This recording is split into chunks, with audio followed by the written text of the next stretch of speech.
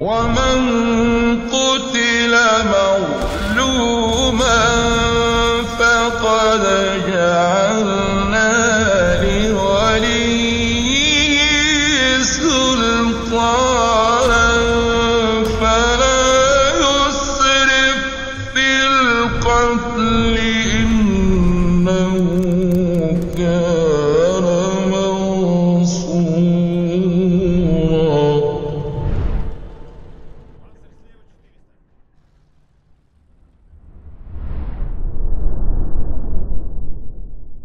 Bismillah ta'ala kita lanjutkan kembali kajian adab-adab muslim di pembahasan asli adab berdoa.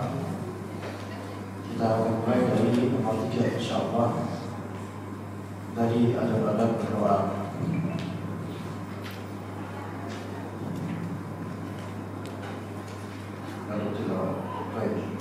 Yang ketiga yaitu al-wudu. Wudu dari istiqbal al-qiblah,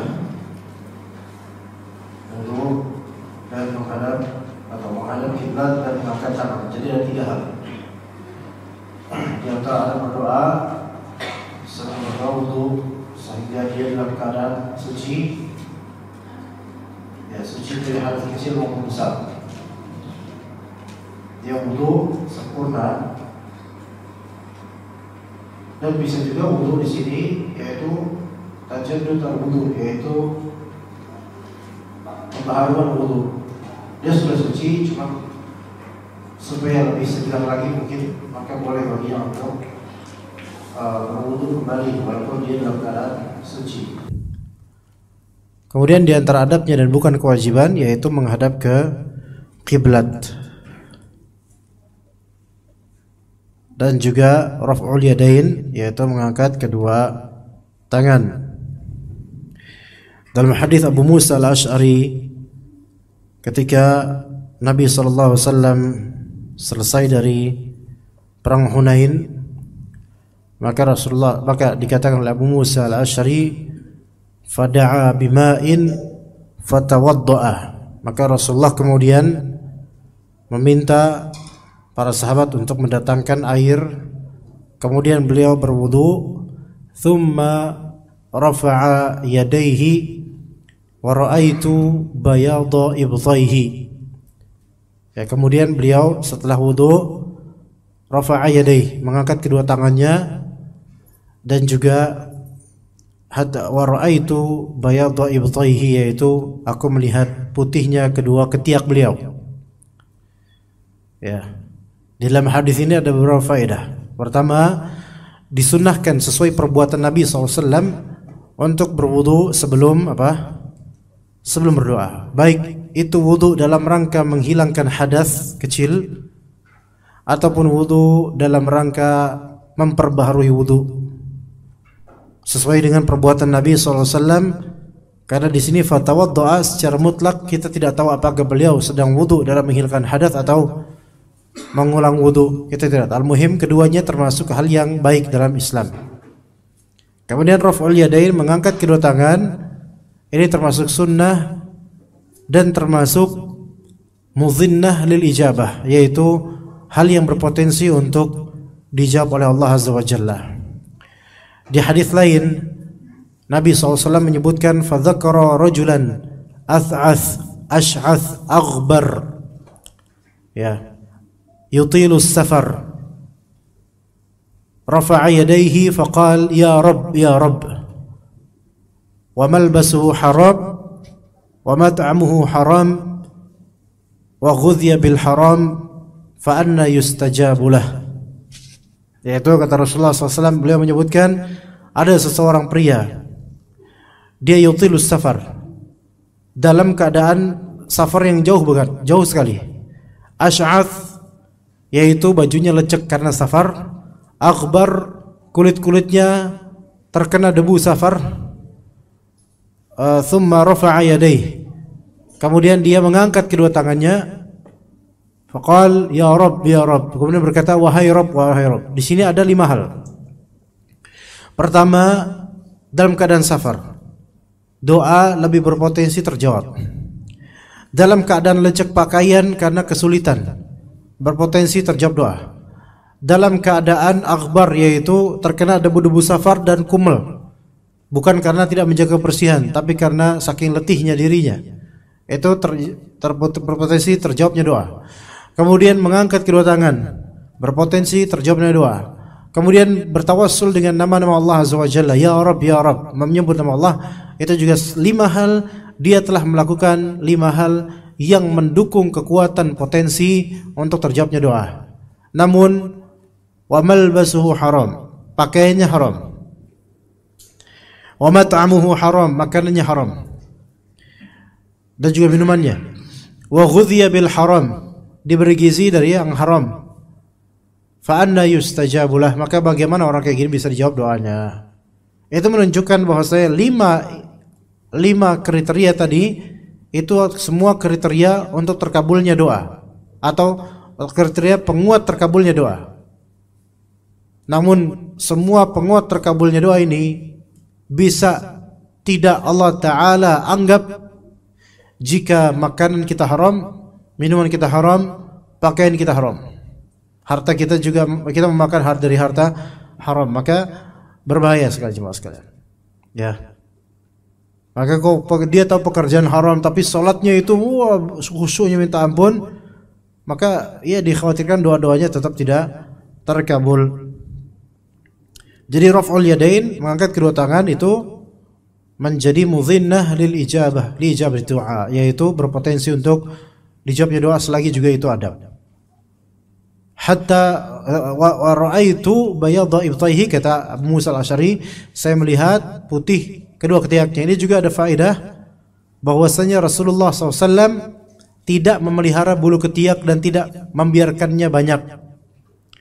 Dan di antara sunan fitrah yang 5, dan juga dalam hadis lain ada tambahan beberapa, yaitu di antaranya natful ibt namanya. Natful ibt, natf itu artinya mencabut dengan alat, atau boleh tanpa alat, tapi mencabut. Natf itu artinya mencabut. Ibt itu bisa 2 makna, imma maknanya ketiak, imma maknanya bulu ketiak atau rambut ketiak. Maka ibt di sini maknanya rambut ketiak, dicabut bulu ketiak. Maka cara yang sesuai sunnah dalam menghilangkan bulu ketiak bukanlah dikerok, melainkan dicabut satu persatu kalau bisa. Kalau bisa semuanya jamak, ya kalau bisa. Ya kalau bisa dibius dulu, ya. Nah jadi itu semua, itu sunnah Nabi SAW. Ini menunjukkan bahwasanya seseorang ketika dia sengaja memelihara bulu kemaluannya, maka dia menyelisihi, bulu kemaluannya, bukan, bulu ketiaknya, maka dia menyelisihi sunnah Nabi SAW walaupun tidak sampai derajat berdosa. Wallahu a'lam. Kemudian di antara adab berdoa dan kebaikan dalam berdoa yaitu al-ilhah fi du'a, yaitu bersungguh-sungguh dalam berdoa. Ya, berdoa dengan sungguh-sungguh. Dan ilhah itu artinya terus-menerus. Ya. Ilhah dan israr itu maknanya terus-menerus, melakukan terus-menerus. Ya, mudawamah, muwadhabah terus-menerus. Dan juga selain itu dia harus ada padanya al-azam fil mas'alah. Al-azam fil mas'alah. Al-azam fil mas'alah yaitu dia tidak bosan dalam meminta. Tidak bosan dalam meminta kepada Allah Azza wa Jalla. Jadi 2 hal di sini, al-ilhah fid du'a, terus-menerus dalam berdoa, dan al-azam fil mas'alah, yaitu tidak bosan dalam meminta. Al-azm di sini ada kekuatan dalam dirinya untuk terus-menerus berdoa. Nah, di antara ada berdoa. Untuk yang al-ilhah, maka dalilnya yaitu kata baik al-ilhah ataupun al-azm fil mas'alah, yaitu kata Nabi sallallahu alaihi wasallam, idza da'awtumullaha fa'zimuhu atau fa'zimu fid du'a. Idza da'awtum fa'zimu fid du'a. Jika kalian berdoa, maka hendaklah kalian itu betul-betul berazam dalam berdoa. Ya. Maksudnya berazam dalam berdoa ini bagaimana? Yaitu tidak bosan dalam berdoa dan merasa yakin akan Allah dalam doanya, pada doanya, terhadap doanya. Jadi ini azam. Azam itu lebih dari sekadar iradah. Iradah itu keinginan. Tapi kalau azam itu keinginan sampai kuat. Maka idza da'autumullah fa'zimu fi du'a. Jika kalian berdoa maka kuatkan doa kalian. Wala yaqulanna ahadukum in syi'ta fa'atini fa innallaha la mustakrihalah. Dan jangan seorang dari kalian berkata in syi'ta fa'atini. Ya Allah, kalau engkau berkehendak maka tolong berikan, gitu. Jadi dengan kalimat in syi'ta, kalau engkau berkehendak maka tolong berikan. Fa innallaha la mustakrihalah. Sesungguhnya Allah Ta'ala tidak ada yang membebani, ya. Langsung aja Pak, disebar biar cepat, kalau satu-satu gitu nggak ini, ya. Atau tahan aja minumnya nanti aja ya. Anak-anak sendiri ngomong nggak sambil minum kok, tenang aja. Fa innallaha la mustakrihalah. Sesungguhnya Allah Subhanahu wa taala tidak ada yang memaksanya. Ini supaya kita apa? Supaya kita itu yakin sama Allah Ta'ala bahwasanya doa-doa kita itu sebenarnya ringan bagi Allah. Allah nggak ada keberatan dengan menjawab doa kita. Sebenarnya nggak ada keberatan. Allah itu sangat ringan untuk menjawab karena Dia Ghani, Maha Kaya. Segala permintaan hamba itu tidak mengurangi sedikit pun dari kerajaan dan kekuasaannya. Maka fa innallaha la mustakrihalah. Tidak ada yang bisa memaksa Allah, membebani Allah, tidak. Sebesar apapun doa kita, maka sungguh itu ringan bagi Allah Azza wa Jalla untuk menjawabnya. Hanya saja Allah itu bijaksana. Tidak selalu menjawab langsung pada waktu setelah selesai berdoa. Karena Allah Ta'ala Maha bijaksana. Kadang Allah tangguhkan demi maslahat sang pendoa itu sendiri. Oleh karena itu, berangkat dari hadis ini hendaknya kita itu tidak berputus asa dalam berdoa dan jangan mengira bahwasanya Allah Ta'ala berkeberatan untuk menjawab doa-doa kita seluruhnya. Semua itu ringan bagi Allah Azza wa Jalla. Karena itu kata Nabi SAW, ud'ullaha wa antum muqinuna bil ijabah. Berdoalah kalian kepada Allah dalam keadaan kalian itu yakin akan jawaban dari Allah Azza wa Jalla. Ya. Jadi kalau kita yakin Allah Ta'ala Maha Kuasa dalam menjawab, maka kita itu tidak akan bosan terhadapnya. Tidak seperti orang yang musta'jil, orang yang tergesa-gesa, yang mengatakan da'autullaha falam yastajib li. Aku sudah berdoa kepada Allah, tapi belum juga dijawab. Maka kata Rasulullah, orang seperti ini musta'jil. Sesungguhnya Allah Ta'ala akan menjawab doa kalian selama kalian itu tidak musta'jil, tidak tergesa-gesa. Maka di antara bentuk ketergesaan dalam berdoa adalah yaitu merasa sudah berdoa dan merasa belum dijawab oleh Allah Ta'ala, kemudian berhenti berdoa, padahal maksud yang dia inginkan itu belum tercapai selama itu baik. Maka teruslah berdoa dengan meyakini bahwasanya Allah Subhanahu wa Ta'ala akan menjawab doanya. Baik. Kemudian dalam riwayat lain kata Nabi SAW, walakin liya'zimal mas'alah wa liyu'azzimal raghbah. Tetapi hendaklah seseorang menguatkan permohonannya kepada Allah dan mengagungkan, membesarkan minatnya dia, keinginannya dia itu dibesarkan, harapan dia itu dibesarkan kepada Allah Azza wa Jalla. Fa innallaha la yata'azamuhu syai'un a'tah. Sesungguhnya Allah Ta'ala tidak akan menganggap terlalu besar sesuatu yang telah dia berikan, Artinya Allah Subhanahu wa Ta'ala itu tidak menganggap yang dia beri itu memberatkan dirinya, tidak. Beda dengan manusia, ikhwan. Kalau ada kita memberi sesuatu pada orang, misal sehari kita nafkahi istri kita, itu berpahala 500.000 per hari. Ada enggak kita keberatan? Bukan ada lagi, Ya ini siksaan dan ini azab ini. 500.000 per hari. Berarti kalau 30 hari 150 juta. Enggak, berapa? 15 juta. Ya kalau ada uang sih enggak masalah ya, tapi ya enggak realistis lah gitu. 15 juta biaya nafkah istri dan anaknya cuma satu. Di sini akan keberatan kita. Iya, manusia itu ketika memberi, imma dia tulus, imma dia tidak tulus. Imma dia tulus dan akan terus tulus, tapi bisa juga dia tulus tapi kemudian karena kuantitinya banyak maka dia keberatan. Adapun Allah Azza wa Jalla enggak akan berkeberatan dalam memberi apapun yang dia beri. Itulah Allah Azza wa Jalla. Maka hendaknya kita ini jangan merasa enggak enakan sama Allah karena ini permintaan saya besar banget. Ya akhi, antum tuh sedikit yang Allah Ta'ala masih berikan jika dibandingkan dengan kerajaan Allah Azza wa Jalla. Enggak ada apa-apanya. Ya.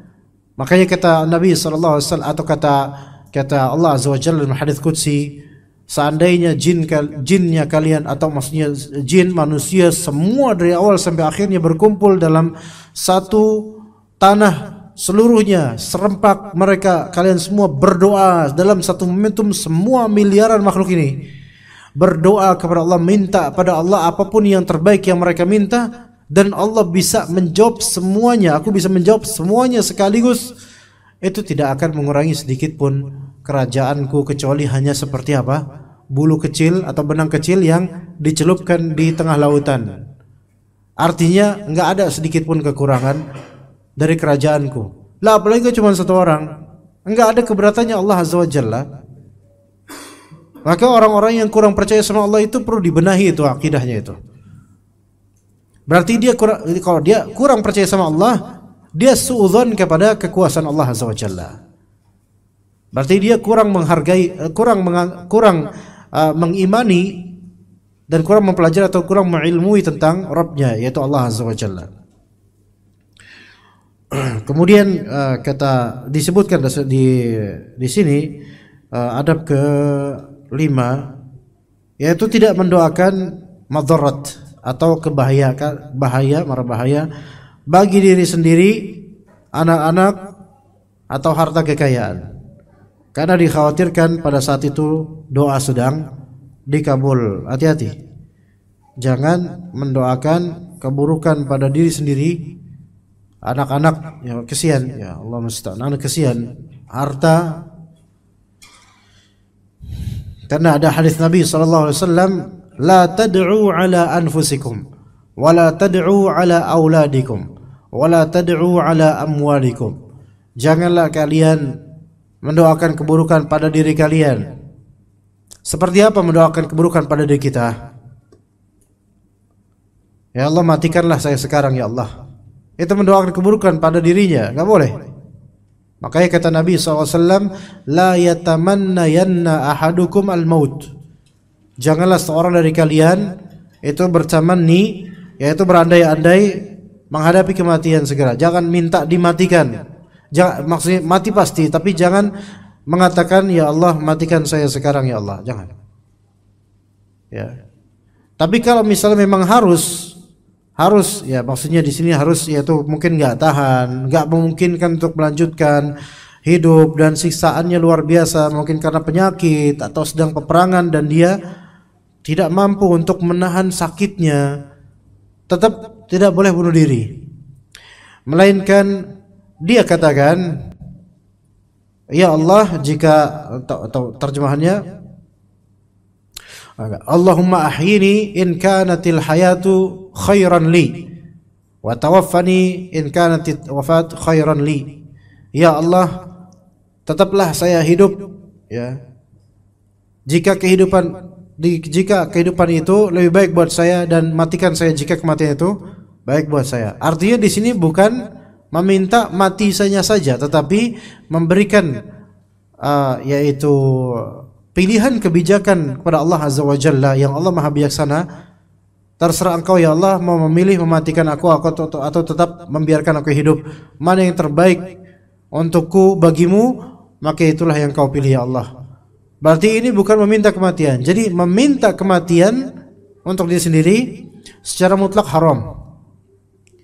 Dan kalau memang mengharapkan kematian karena sudah tidak mampu lagi, maka ucapkan doa yang tadi. Ini menunjukkan wallahu alam segala usaha bunuh diri apapun sebabnya, maka itu zahirnya semuanya haram. Dan orang yang bunuh diri itu akan dibangkitkan sesuai dengan cara dia bunuh diri. Nauzubillah min dzalik. Ya. Maka kata Nabi, la tad'u ala anfusikum. Janganlah kalian mendoakan keburukan pada diri kalian. Apapun itu. Ya. Misal dan ini salah satu misal yang mungkin terjadi pada sebagian orang karena pengen bertakwa tapi dia nggak ngerti bagaimana caranya. Misal dia banyak maksiat, seseorang banyak maksiat dengan kemudahan akses maksiat karena ekonominya mudah, jalannya mudah, aksesnya mudah dan seterusnya, maka dia tidak menemukan cara untuk bertaubat. Dia mau kembali ke jalan yang lurus, dia kesulitan karena begitu mudahnya akses untuk bermaksiat. Maka dia pun mengatakan, ya Allah, berikanlah musibah kepada saya supaya saya berhenti dari semua ini. Jangan. Tidak ada sunnahnya doa seperti itu. Ya Allah, memang banyak orang kena musibah kemudian taubat, banyak. Tetapi enggak boleh kita meminta, ya Allah turunkanlah musibah kepada saya atau ujian azab kepada saya supaya saya sadar. Ya akhi, antum pun kalau kena musibah belum tentu antum akan bertaubat. Tidak menjamin aku antum akan bertaubat. Maka carilah doa-doa yang mana itu memang meminta kepada Allah hidayah dan ketakwaan. Contoh, Allahumma ati nafsi taqwaha wa zakkiha anta khairu man zakkaha. Ya Allah, datangkanlah kepada diri saya ketakwaannya, berikan kepada saya ketakwaan, dan bersihkanlah diri saya, engkau sebaik-baik yang membersihkan diri. Tuh, di antara doanya. Atau minta kepada Allah, ihdinas siratal mustaqim. Ya. Atau minta kepada Allah, Allahumma aslih li dini alladhi huwa ismatu amri, wa aslih li dunyaya allati fiha ma'ashi, wa aslih li akhirati allati fiha ma'adi. Ya Allah, perbaikilah keagamaan saya, ya Allah. Saya ini kotor, gitu loh. Perbaikilah keagamaan saya. Hafalkan doa ini jemaah sekalian. Cari di zikir-zikir, buku-buku zikir ya.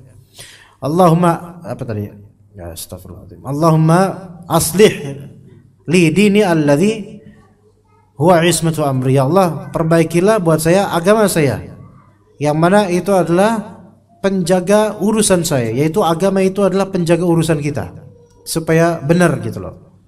Dari segala urusan kita itu diperbaiki oleh keagamaan kita gitu.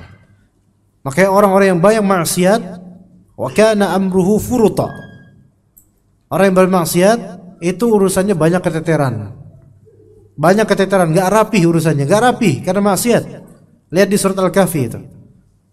Ya. Wala ta'du 'ainaka 'anhum turidu zinatal hayatid dunya. Kemudian apa?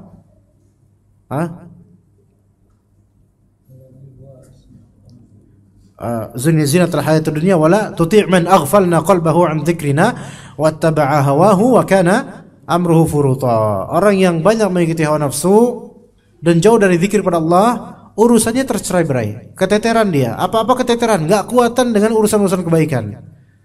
Coba kalau ternyata kita sekarang merasakan itu, kebaikan-kebaikan itu terbengkalai. Berarti ini sebabkan apa? Jauh dari zikir pada Allah dan banyak mengikuti hawa nafsu. Itu jawabannya. Itu jawabannya. Kerjaan numpuk dan keteteran. Berarti itu jawabannya. Banyak jauh dari zikir pada Allah atau apa? Mengikuti hawa nafsu, mengikut pada hawa nafsu. Maka din, agama ini adalah ismatul amr, yaitu yang menjaga urusan kehidupan kita. Nah, maka kita minta pada Allah perbaikan gitu loh. Ini kalau kita doa supaya kita tuh enggak maksiat terus gitu loh. Wa aslih li dunyaya allati fiha ma'ashi, dan perbaikilah keduniaan saya yang mana saya bertinggal di dunia ini gitu loh. Diperbaiki. Wa aslih li akhirati allati fiha ma'adi, dan perbaikilah akhirat saya yang mana itu tempat kembalinya saya. Ya. Kemudian kalau kita merasa putus asa dan kehidupan kita ada lanjutannya, merasa hidup kita itu kayak bimbang, sia-sia, banyak kesalahan, kayaknya banyak maksiat dan susah rujuk, maka tambahan di sini adalah waj'alil hayata ziyadatan li fi kulli khair. Dan jadikanlah kehidupan ini menjadi tambahan buat saya dari segi kebaikan. Waj'alil mauta rahatan li min kulli syarr. Dan jadikanlah kematian saya nanti itu sebagai istirahatnya saya dari segala keburukan. Al-muhim khas kalian, ikutilah doa-doa yang ma'thur dalam Al-Quran dan juga Sunnah. Semuanya baik, tidak ada keburukan sama sekali. Adapun kadang doa yang kita buat sendiri kadang melanggar Al-Quran Sunnah. Kadang kita jahil atau tidak beradab dalam berdoa, dalam melafalkan doa karena buatan kita. Ya, maka seperti itu ya ikhwas. Kalian itu tadi apa? Yaitu jauhilah, jangan mendoakan keburukan buat diri sendiri. Kemudian wala tad'u ala auladikum. Jangan mendoakan keburukan buat anak-anak kalian. Maka mendoakan keburukan buat anak-anak kalian itu haram.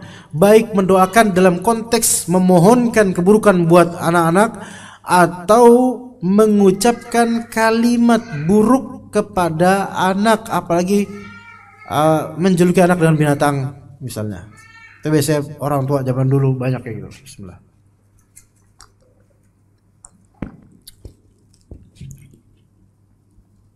Senakal-nakalnya misalnya anak kita itu nggak boleh kita mendoakan keburukan buat dia, karena itu bisa mustajab dan berbahaya buat anak kita.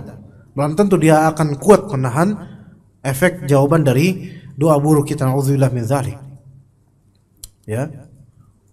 Kemudian juga sebagaimana dulu kalau anak dengar waktu anak masih di Kalibata dari kecil, anak kadang-kadang beberapa saudara atau orang-orang Betawi zaman dulu ya, untuk dari ibunya, ini kadang-kadang ibu-ibu Betawi zaman dulu kan agak bawel lah gitu ya, agak suka marahin anaknya gitu. Atau bapaknya juga, giliran marahin anaknya, nyebut anak setan lah, anak monyet lah, anaknya sendiri gitu loh. Dia kan berarti sedang ngaca udah tidak. Kayak bilang anak setan lah, induknya siapa? Ya induknya ya itu yang ngomong itu, ya kan? Anak monyet lah. Nah terus ini gorila gitu yang ngomong. Maka hal-hal seperti ini dihindari terhadap anak-anak kita. Ya boleh jadi anak-anak yang mungkin sekarang udah dewasa, bandelnya minta ampun, itu boleh jadi karena ulah lisan dari orang tuanya nggak benar ngomongnya kepada anak, mendoakan keburukan tanpa sadar. Ya. Dasar anak setan. Anak setan ini kan berarti bandel anak setan. Ada nggak anak setan saleh? Nggak ada. Nggak ada. Anak setan, ya dasar anak setan. Anak siapa sih lo? Dasar anak setan. Padahal anaknya sendiri gituin. Anak pernah dengerin itu. Weh anak setan, itu pada ibunya itu dulu waktu tahun 90-an dulu. Masya Allah. Anda nggak tahu tuh anak sekarang jadi kuntilanak atau jadi apa, nggak tahu dah tuh. Digituin sama orang tuanya. Maka wala tad'u ala auladikum. Dan kata Nabi SAW, wa yu'jibunil fa'al. Dan kalimat baik, kalimat thayyibah itu aku suka dengannya. Maka boleh kita mengatakan anak baik, Masya Allah, anak soleh, boleh. Bukan hanya dalam rangka menyanjung, tapi dengan niatan mendoakan. Adapun kalau menyanjung, ya jangan sering-sering niatan untuk itu. Itu memang untuk motivasi, tapi lebih sering niatkan untuk mendoakan saja. Karena anak memang perlu disanjung untuk motivasi. Tapi anak perlu juga dikritisi dan diingatkan supaya tidak keterlaluan, ya, atau ketergantungan dengan pujian. Tapi anak jangan dihinakan dengan anak setan atau monyet tadi. Ya, melainkan diberikan apresiasi sesuai dengan kebaikannya, diberikan kritik sesuai dengan kesalahannya, dan diberikan motivasi sesuai dengan porsinya. Ya. Dan pun kalaupun dipuji, maka harus sesuai dengan kebaikannya. Dan jangan disanjung karena keduniaannya, karena itu akan berpengaruh sampai mindset besarnya. Seperti sebagian dari anak raja atau sebagian dari Gus. Gus itu kalau di Jawa Timur itu anaknya kiai. Nah, kalau dari kecil, dan ini juga dikritisi oleh sebagian gus-gus kepada gus-gus lainnya, atau putra para gus, ya, para gus, putra para gus-gus, yang mana ternyata, putra para kiai. Terbit kemudian sebagian dari gus yang arogan, yang terlalu meninggikan derajat dirinya karena anaknya kiai, karena dia seorang gus. Ini berangkat dari pendidikan awal, yang mana anak-anak ini ketika masih kecil bapaknya kiai itu sudah terlalu sering diagungkan oleh para santri, dita'zim. Dan karena dia terbiasa mengkonsumsi pengagungan para santri yang lebih tinggi darinya, padahal diagungkan dia karena anaknya kiai, maka sampai besar pun dia itu haus akan pengagungan orang-orang akannya. Maka wajar kalau para gus itu sebagiannya itu haus akan penghormatan. Kan memang dari kecil dididik untuk dihormati, karena anaknya ustaz tidak distratakan sama dengan strata sosial umumnya santri dan orang-orang biasa. Anaknya ustaz harus dibedakan, harus diagungkan dan dicari berkah darinya, masya Allah. Walaupun gak jadi apa-apa, tetap karena dia seorang gus, maka masya Allah. Maka jangan hinakan anak, jangan doakan keburukan buat anak, tapi juga jangan menjadikan anak itu berlebihan untuk minta dipuji. Wallahu a'lam. Kemudian wala tad'u wala amwalikum, janganlah kalian mendoakan keburukan terhadap harta kalian. Amwal, harta. Apa definisi harta? Maknanya harta itu adalah apa yang dimiliki oleh manusia dan bermanfaat untuknya, maka itu harta. Apa yang dimiliki olehnya secara sah, ya harta yang sah, ya harta yang benar. Apa yang dimiliki olehnya secara sah dan bermanfaat secara syar'i, itu harta. Jadi komposisinya dua, yaitu kriteria dua harta itu, milik sah dan manfaatnya sesuai syariah. Adapun milik sah namun manfaatnya tidak syar'i, maka walaupun disebut harta tapi dia disebut harta yang haram, atau bahkan secara syariat dia tidak disebut harta. Contoh apa? Contoh khamr. Khamr mungkin dia memiliki khamr, membeli khamr, tetapi manfaatnya tidak disyariatkan. Iya, nggak disyariatkan. Maka ini dianggap bukan harta, bukan mal. Maka untuk dibuang itu tidak masalah. Contoh lain, alatul lahu, alat musik. Itu memang dimiliki oleh pemiliknya, tapi penggunaannya dan manfaatnya mulghat, yaitu tidak dianggap oleh syariat. Makanya kalau ada seseorang merusak alat musik, maka dalam fikih Islam tidak wajib atasnya dhaman, yaitu diganti rugi, enggak wajib. Bahkan jangan. Ya begitu. Dimiliki secara sah dan manfaatnya syar'i. Adapun kalau manfaatnya syar'i namun bukan miliknya secara sah, maka itu bukan harta dia. Maka itu bukan harta dia. Dimilikinya belum sempurna atau belum sah, tidak sah. Namun manfaatnya dia dapat. Contoh apa? Contoh jualan dengan modal investasi dari investor. Maka harta dagangan dia itu milik siapa? Milik investor, bukan milik dia. Jadi ini bukan milkun tam, bukan kepemilikan sempurna. Maka dia berposisi sebagai pengelola, bukan pemilik asli. Walaupun harta ini atau barang-barang dagangan invest ini yang punya investor ini bermanfaat buat dia, kan dia meraih untung dari itu, tetapi hakikatnya secara zat ini bukan milik dia. Maka ini disebut harta siapa? Harta para investor atau hartanya investor. Maka ya, berangkat dari itu kita tahu sekarang harta itu apa? Yaitu apa yang dimiliki secara sah oleh kita dan manfaatnya diizinkan oleh syariat. Maka kalau misalnya kita punya harta baik berupa uang, properti, lemari, perabotan, buku, sendal, sepatu dan seterusnya, maka nggak boleh kita melaknat harta-harta itu. Ya dasar misal Kayak gimana ya? Saking nggak pernah ya, jadi nggak tahu harus gimana. Hah? Dasar panci terlaknat misalnya. Panci terlaknat, ya. Kesian tuh panci, udah kebakar terus, dilaknat lagi. Apalagi Pak? Dasar sepatu sial, gitu loh. Kesian sepatu udah sering diinjak, dianggap sial lagi. Iya, tatoyur. Ya. Apalagi? Ya dan seperti itu. Wala tad'u ala amwalikum. Ya.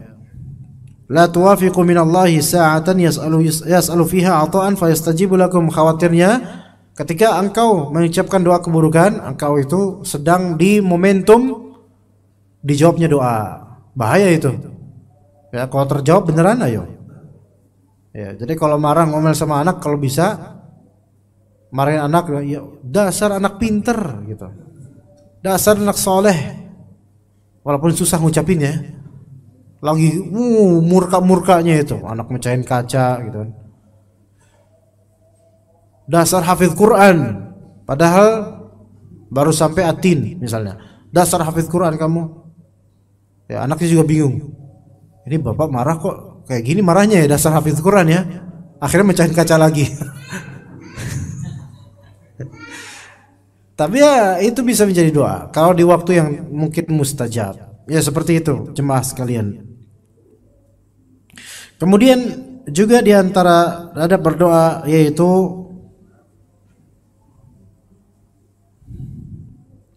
merendahkan suara, khafdhus saut, sehingga hanya didengar oleh diri sendiri, itu lebih afdal. Walaupun tidak haram juga kalau dia berdoa dan didengar orang, tidak haram, nggak apa-apa. Selama tidak menimbulkan riya, itu yang pertama, dan kedua selama tidak mengganggu orang yang sedang sholat. Asalnya doa dan zikir setelah sholat itu jahar. Sholat fardu, kemudian habis itu kan zikir doa, itu jahar, yaitu suaranya kedengaran. Di zaman Nabi SAW seperti itu dalam riwayat Sahih Bukhari. Ya seperti itu. Itu sunnah yang sekarang ditinggalkan banyak orang, tetapi bukan dalam rangka, bedakan antara bersuara ketika berzikir, ada kedengaran suara, itu dilakukan di zaman Nabi dan para sahabat. Satu. Bedakan antara itu dengan yang kedua, zikir secara berjamaah. Ini dua hal yang berbeda, ikhwan. Zikir secara berjamaah ini tata cara berbarengannya zikir. Kalau zikir dengan suara terdengar, ya ini masing-masing, namun kedengaran suara dari masing-masing, itu beda. Ya. Dan bedakan juga dengan zikir dengan teriak-teriak sampai mengganggu orang, ini juga beda. Maka yang pertama itu sunnah Nabi dan para sahabat, dan yang kedua dan ketiga ini tidak diperbolehkan. Kecuali nomor dua, yang itu zikir berjamaah dalam rangka ta'lim, mengajarkan. Itu pun kalau mengajarkan yaitu hanya di sesi mengajar atau awal-awal dakwah saja. Kalau sampai selamanya ya udahlah, masa seterusnya sampai bangkotan tetap diajarin terus gitu. Ya, begitu. Maka seperti itu tiga hal yang berbeda. Yang sunnah yang mana? Yang pertama yaitu zikir secara jahr tanpa berlebihan, dan juga tidak tidak berbarengan secara berjamaah. Begitu. Ya. Adapun dengan ada komando, maka itu tidak sesuai sunnah Nabi SAW, kecuali dalam rangka ta'lim, dan itu pun hanya awal-awal saja. Ya. Namun ini dengan syarat kalau misalnya zikir keras atau terdengar ini mengganggu orang yang sedang sholat di sampingnya, maka hendaknya dia berbisik, tidak sampai terdengar. Seperti itu.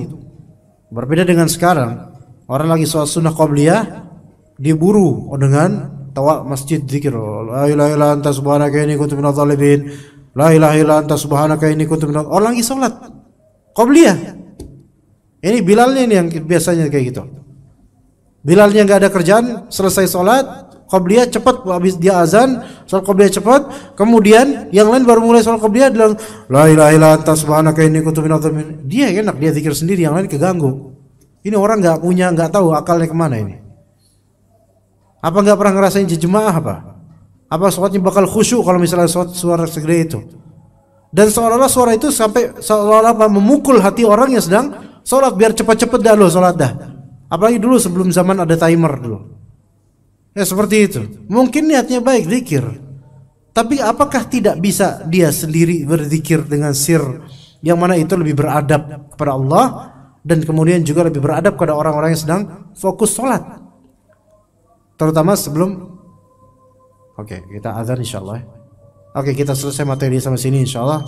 Ba'dal azan, bagi yang ingin bertanya dipersilakan.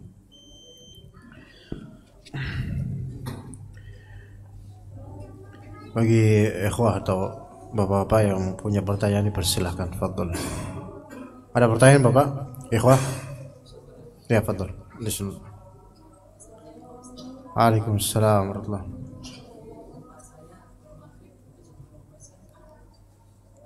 Anak-anak 20 berapa persen?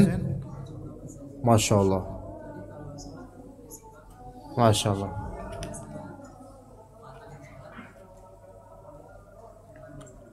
Kalau sholat berisik mereka. Terus antum mau ngapain? Suka apa? Gelitikin. Antum digelitikin? Gak antum digelitikin sama mereka? Masya Allah. Terus antum mau ngapain?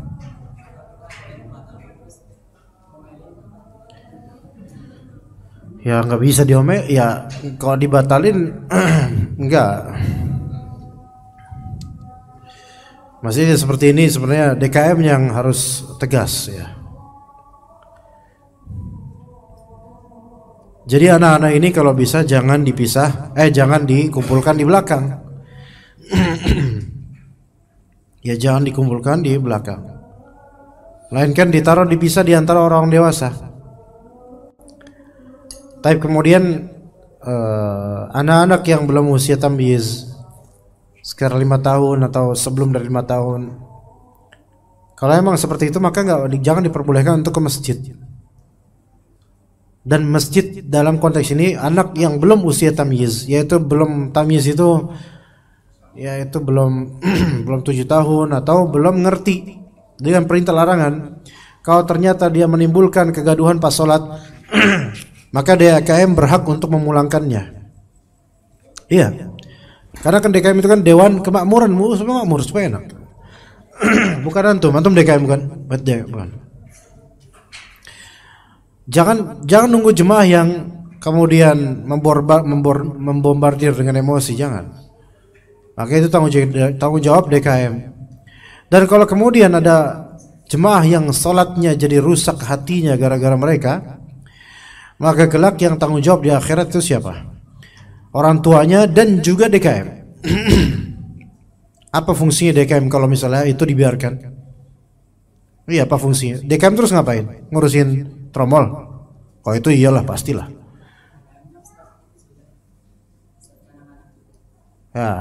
Ya DKM-nya ustadznya anak-anak.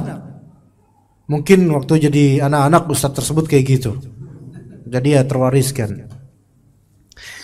Ya inilah kalau misalnya orang ya harus becus dong dalam mengurusi kemakmuran masjid. Jangan kemakmuran masjid itu bukan masalah AC doang. Tapi eksistensi anak-anak kalau sampai berlebihan mengganggu dan suaranya itu membuat banyak dari jemaah tidak bisa sholat dengan baik, maka rusak sholat mereka dari segi makna. Walaupun sah sholat mereka dari segi fikih.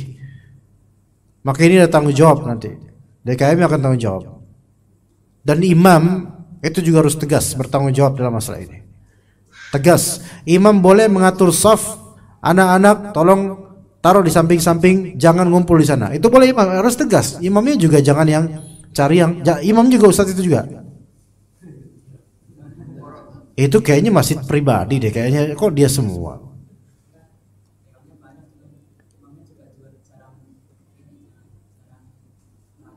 Jarang merhatiin. Udahlah Pak, Anda nggak mau pusing juga ngomongin masjid orang, jadi semoga Allah beri hidayah aja, ya gitu aja udah, intinya gitu, ya susah juga kalau kayak gitu ceritanya, ya pada hakikatnya itu semua tanggung jawab dari DKM dan juga orang tua mereka masing-masing, ya Kalau misalnya cuman sekali suara, kalau nggak sampai bercanda dalam sholat, nggak sampai gaduh dalam sholat, nggak sampai ngerusak hati orang yang sholat, mungkin oke, fadhol, silahkan tuh anak-anak.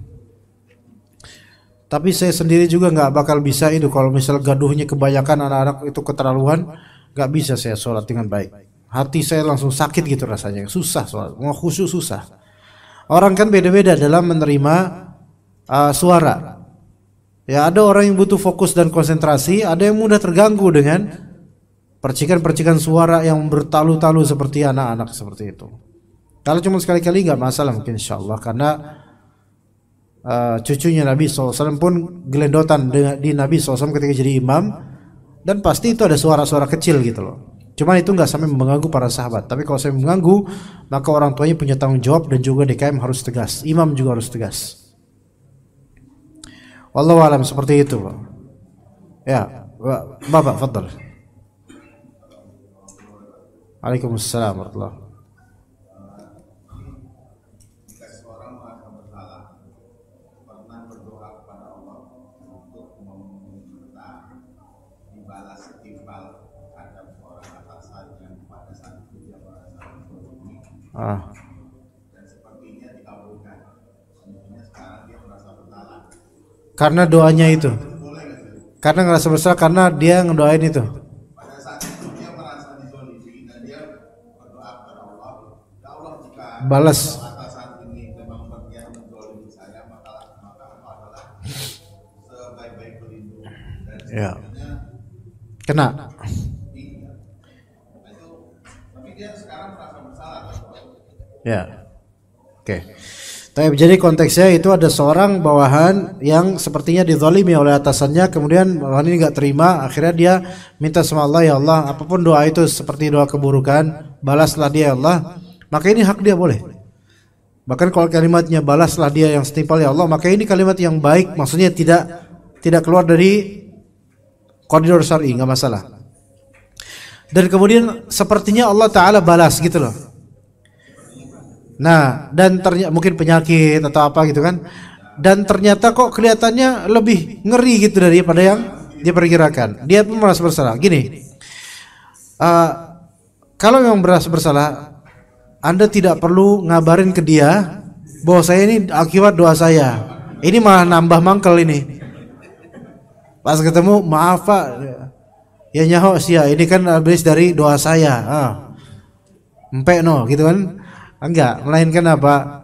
Dia nggak usah ngomongin itu ke orang yang sakit atau orang yang zalim itu. Kalau memang dia nggak tega merasa bersalah, dia minta sama Allah, ya Allah, cabutlah penyakitnya, maafkanlah dia itu. Jadi nggak usah ngomong ke orang itu. Dan juga dia perlu juga ingat juga bahwasanya itu tuh belum tentu efek dari doa dia saja, bisa saja akumulasi efek dari doa orang lain. Ya, jadi mungkin doa dia ada kadar sendiri, doa orang lain nambah kadarnya, orang yang zalimi lain datang juga doain lagi, maka dia tidak zalim dengan doanya itu, karena dia meminta yang setimpal, gitu loh. Jadi kalau merasa bersalah, dia minta sama Allah aja supaya dimaafkan dan diangkat penyakitnya, gitu aja. Ya, Bapak fadhal. Ya.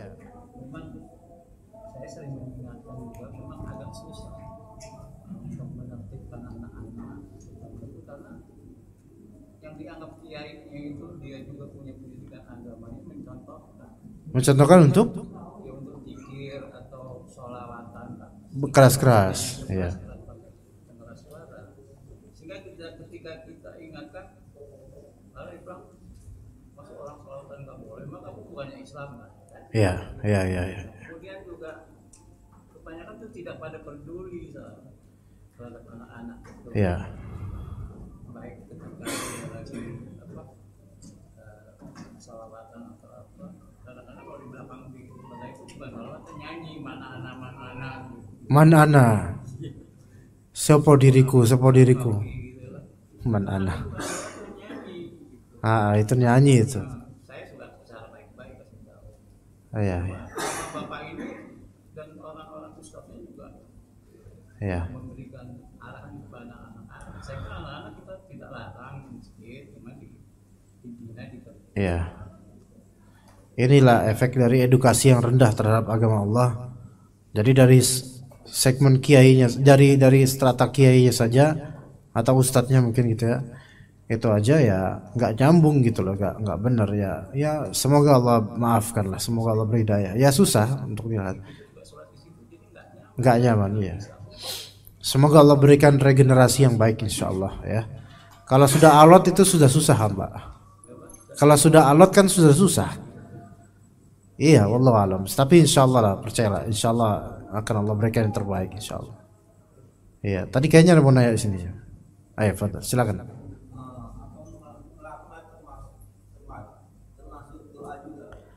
Melaknat.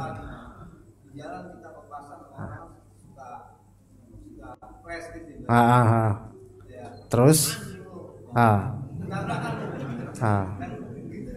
kayaknya fasih banget, kayaknya udah pengalaman banget itu. Misalnya orang yang menzalimi, misalnya kehilangan motor, terus kita mendoakan bukan buat dia gitu. Orang yang menzalimi kehilangan motor. Kehilangan motor, otomatis dia menzalimi kita. Dan kita mendoakan bukan buat dia. Gimana? Enggak, orang yang menzalimi ini dia kehilangan motor. Enggak, saya misalnya kehilangan motor. Otomatis kan saya dizalimi. Iya betul. Terus doain keburukan. Ya, oke. Taib yang pertama, bagaimana melaknat misalnya atau apa namanya misuh-misuh gitu apa dan semisalnya, apakah itu termasuk doa keburukan? Iya, termasuk doa keburukan. Iya, kalau lepas kontrol mudah-mudahan sih ya tetap nggak baik ya, cuma itu insya Allah nggak sampai, mudah-mudahan nggak dikabulkan karena kata Nabi SAW, selama Allah Ta'ala mengabulkan doa selama itu bukan doa permusuhan. Doa penzaliman itu insya Allah nggak dikabulkan. Tapi ya makanya rata-rata kalau orang ngomong tadi yang seperti antum ngomongin tuh menganjingkan orang, rata-rata masih tetap manusia sampai sekarang. Karena nggak Allah kabulkan jadi anjing kan, nggak kan? Iya masih tetap manusia, maka tapi tetap lafal tersebut dicatat oleh malaikat. Ya jadi tetap berkonsekuensi buruk juga gitu. Cuman semoga diralat. Nggak bakal orang tuh keluar kalimat seperti yang tadi kecuali pasti dia udah biasa kayak gitu Pak. Jadi nggak bakal. Antum kalau ngedengar ada ustadz kayak gitu di pasar, kesenggol dikit langsung menganjingkan orang, pasti ini biasa nih ustadz ngomong kayak gitu. Enggak, ya jadi emang itu ada cerminan gitu loh. Tetap akan dicatat oleh para malaikat karena seperti ini cerminan dia. Maka walaupun spontanitas dan semoga enggak terjawab oleh Allah, tapi tetap itu dicatat sebagai kalimat buruk yang akan nanti dijadikan ujian di hari akhir. Ya seperti itu. Maka kalau habis ngomong kayak gitu misal, maka harus segera kembali kepada ketenangan dan istighfar dan minta maaf pada orang yang dianjingkan. Ya. Begitu. Harus minta maaf karena ini kan ngatain orang gitu loh. Ya, itu satu. Satu itu ya udah cukup Pak. Ya. Yang kedua Oke, kehilangan motor, kemudian kita mendoakan semoga malingnya kena azab misalnya, ya boleh. Tapi kalau kalimat kena azab itu bebas kan, terserah Allah, ya boleh. Kalau spesifik juga boleh selama tidak melebihi kezaliman dia. Ya Allah, semoga maling motor saya, motornya dicuri lagi Allah. Nah itu. Atau jangan dicuri lagi, berarti mendukung pencurian dong. Semoga motornya ringsek ya Allah gitu misalnya. Ya boleh, karena kan kerugiannya serupa gitu loh. Ya spesifik. Atau mogok di jalan ya Allah. Tapi kalau misalnya melebihi dari kezalimannya, maka ini zalim juga, mendoakan tapi zalim juga. Ya Allah, dia telah mencuri motor saya. Ya Allah, berikanlah dia siksaan patah kaki dan mandul, kemudian kena usus buntu dan seterusnya. Ini kejauhan. Ya.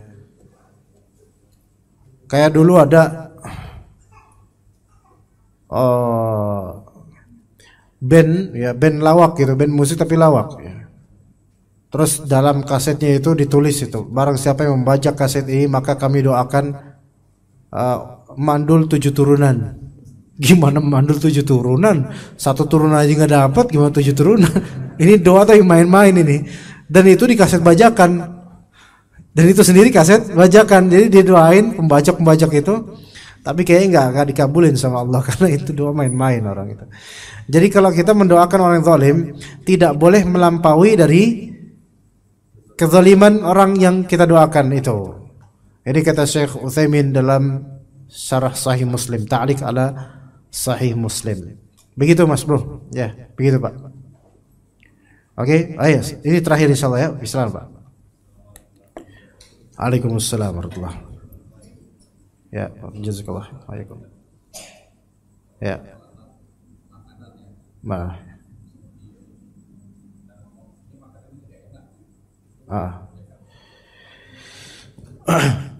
Bukan melaknat makanan. Makanan itu dicela. Mencela makanan yang dilarang. Ya, kalau melaknat itu beda dengan mencela. Ya.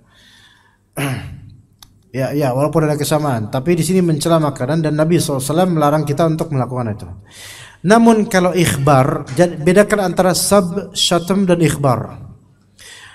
Mencela, mencaci dengan mengabarkan itu beda. Ya. Mencela dan mencaci itu ada sisi ketidakterimaan dengan dengan disuguhkannya makanan ini. Atau seperti tidak terima dengan takdir atau misalnya. Ya.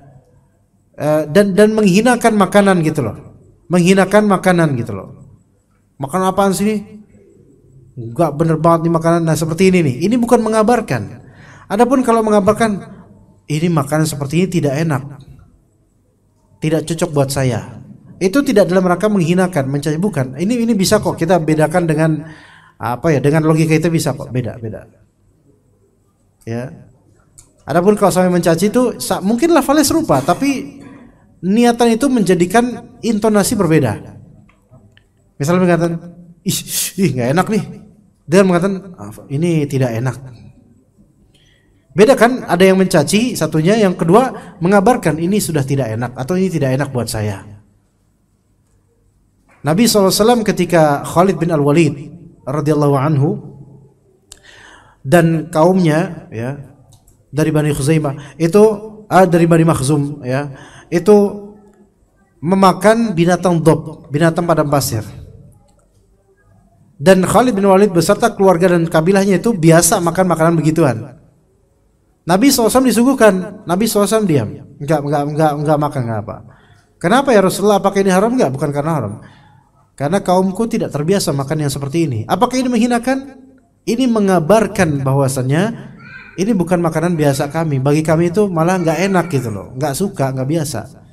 Jadi bedakan antara mengabarkan ketidaksukaan, arti ketidaksukaan sini, ini tidak cocok dengan saya tidak suka ini, itu enggak masalah Pak. Ya kayak misalnya, Pak mau nggak timpla? Ih nggak mau kolesterol. Ini kan bukan menghinakan, benar nggak Pak? Jeroan mau nggak Pak? Aduh jangan deh, kolesterol, ntar saya sakit. Nggak boleh Pak menghinakan makanan, ya masih syukur ada makanan ya, nih makan Pak. Enggak. Beda kalau misalnya, idih ngapain makan usus tuh, tempat tahi tuh di situ banyak. Nah ini nggak boleh seperti itu, karena ini ada sisi perendahan, walaupun iya sih, iya juga, cuman kan lihat intonasinya beda Pak. Iya, begitu. Ya. Adapun mengabarkan atau candaan yang bukan bermaksud menghinakan, maka nggak masalah. Misalnya, Pak pesan lele Pak, ya pecel lele gitu. Pak ini lele udah digarmin, udah mati atau masih hidup? Nah, ini nggak masalah yang seperti ini. Iya, mencandai makanan dalam artian bukan menghinakannya nggak masalah. Ya, adapun mencela itu biasanya emang candaan yang mencela itu ya jangan kalau bisa ya. Tapi ini bukan nggak masalah yang barusan mati atau udah masih hidup atau udah mati, nah ini nggak masalah. Ya begitu Pak ya. Udah mau jam 8, kita cukup sampai sini insyaallah. Sallallahu ala nabiyina Muhammad wa ala alihi washabihi ajma'in. Subhanakallahumma bihamdika asyhadu an la ilaha illa anta astaghfiruka wa atubu ilaik. Wassalamu alaikum warahmatullahi wabarakatuh.